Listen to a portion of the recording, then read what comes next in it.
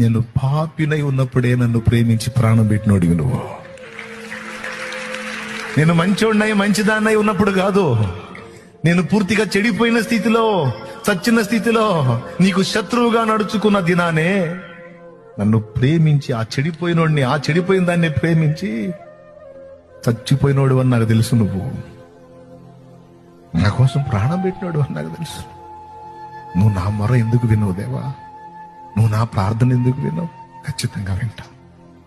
కానీ నా నిరీక్షణను, నా విశ్వాసాన్ని నువ్వు పరీక్షిస్తున్నావు. ఏదేమైనా అన్యుల దగ్గరికి వెళ్ళి చేయి చాపను, మరొక దారి నేను వెతుక్కోను.